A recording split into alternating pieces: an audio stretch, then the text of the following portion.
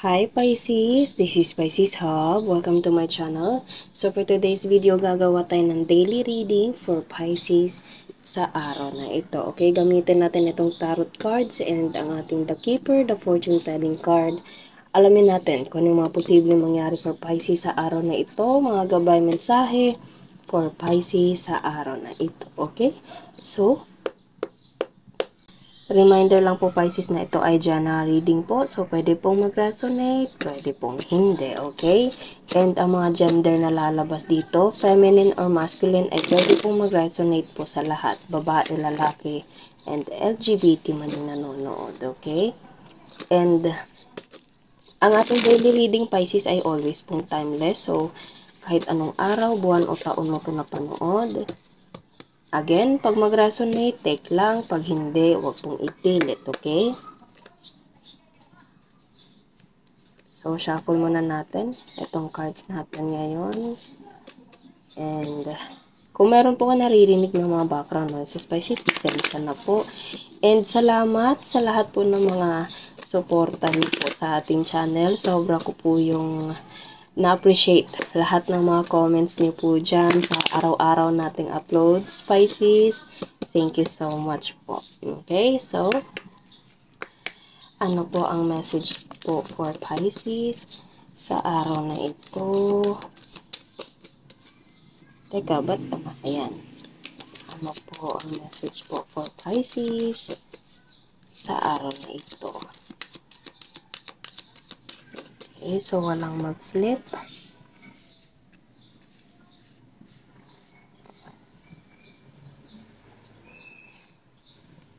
Wealthy man.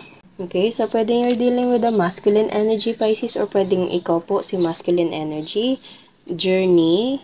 Oh, wow. So, there's a travel. It's either this is you, Pisces, or you're dealing with someone na may travel. Despair.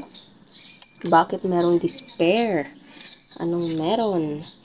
Main, female. Okay, so there's a feminine and masculine. And, ano pa po? Poverty. Okay, okay. Bottom of the deck is message. So, there is a message and pwedeng ito ay merong connection kay wealthy man or kay feminine energy right here. And there is a journey, kaso merong poverty and merong despair. And there's a message right here. So, pwedeng ang travel na ito is kailangan gawin because of poverty, kailangan mag-sacrifice, kailangan pumunta sa ibang lugar para, alam mo yun, para magkaroon ng panibagong opportunity and there's a message. It's either this is coming from feminine or kay masculine. Okay po? So, and itong despair na to, sa nararamdaman ko, parang, parang merong mag-a-abroad. Pwedeng ito ay couple and merong isa sa inyo ang mag-a-abroad. And, syempre, makaka-feel ka ng pagkamis. Okay? Makaka-feel ka ng parang medyo lungkot kasi medyo, alam mo yun, magkakalayo kayo. And because, pwedeng this is all about poverty, of course, tungkol sa pera. Okay? Or pwede din namang nasa long distance kayong dalawa and merong matatanggap na message. Pwede ito ay merong connection sa pera, sa pangangailangan, okay? And there's a despair. And there is someone a journey. Okay, sige nga, kuha tayo ng other message po gamit ang ating tarot cards. Ano po ang message po? The Hangman and Queen of Cups. Okay, so there's a stagnant energy, delay. So pwedeng ang travel na ito ay mayroong connection sa pagka-delay. Okay, kaya siguro nakaramdam ka ng despair, Pisces. Or pwedeng itong taong to is as of now, medyo madidelay yung journey. Okay, and merong connection na to sa message. Take nyo lang po, Pisces, kung saan po mag-resonate. Iba-iba po yung sitwasyon nyo po, okay? Ano pa po ang message po for Pisces?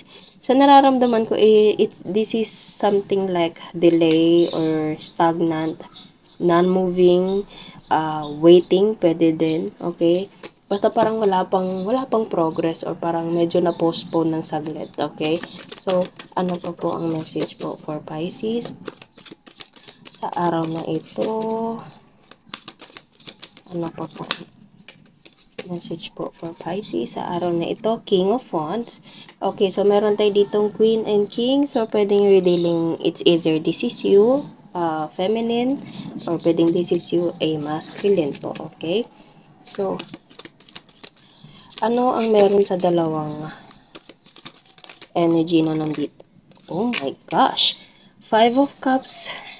Five of Cups and Despair, Pisces. Medyo merong malulungkot, merong sitwasyon, alam mo yun, merong missing, okay, mamimiss mo itong taong to kasi meron tayo ditong Three of Cups and there's a despair. Parang kitang-kita nyo, pareho silang nakayuko, Pisces. So, it's either this is your energy or there is someone na ganito yung energy. Pwedeng namimiss ka ng taong to and pwede merong kailangan mag-travel or pwedeng nag-travel na ito and magsisend siya sa'yo ng message or pwedeng ikaw, Pisces, is magsisend ng message ng taong to. Kasi namimiss mo siya. Pwede pong ganun, okay? So, pwedeng ang reading natin ngayon is all about OFW and someone na naiwan nila sa Pinas, okay? Para pong ganun. Take nyo lang again, Pisces, kung saan po mag-resonate po, okay? So, there's a couple right here. There's a king and there's a queen. There's a female and male, okay? Or pwede pong ito ay sa same gender, feminine, masculine po, LGBT, lahat po dito, okay? And the High Priestess, this is you, Pisces. You have a strong person, bakit ko nasabi yung strong personality? So, pwedeng pagkaka mismo sa taong to, you still have a strong desire. Okay, parang pinapakita mo na hindi ka ganun kaapektado, pero deep inside, sobra mo siyang namimiss, okay? O pwedeng itong taong to, feeling mo parang wala lang, pero sobra ka nang namimiss ng taong to. Pwede merong traveling, pero as of now, merong delay or medyo na-postpone lang ng saglit, okay? So, pwede meron itong connection sa poverty. And there's a message na matatanggap mo, Pisces. And bottom of the deck is Ace of Wands. Ace of Wands and King of Wands, Pisces. So, itong Ace of Wands na to is nanggaling kay King of Wands na kung saan kitang-kita nyo, nakaharap siya doon kay Queen. Okay? And itong si Queen naman is nakafocus dito sa cup na kung saan meron dito. Okay? So, pwedeng this masculine energy right here, pwedeng ikaw to, or you're dealing with someone na magme-make ng move, Pisces. Okay? He or she will do everything for you. Okay? So, merong iaabot and this person, hindi niya bigla ako naisip bigla ako narinig yung word, Pisces, or yung phrase na, I need you. Okay? I need you. Pagkakita ko nito. Okay? So, kailangan ka ng taong to, Pisces. Kaya, minsan nakakaramdam siya ng lungkot, nakakaramdam siya ng parang namimiss ka niya, gusto ka niya makasama, okay? Pwedeng nasa medyo malayong lugar kayo, and nakikita niyo sa Ace of Wands na nandito, merong parang river, okay? Or any kind of body of water. So, pwedeng ibang syudad, ibang bansa, okay?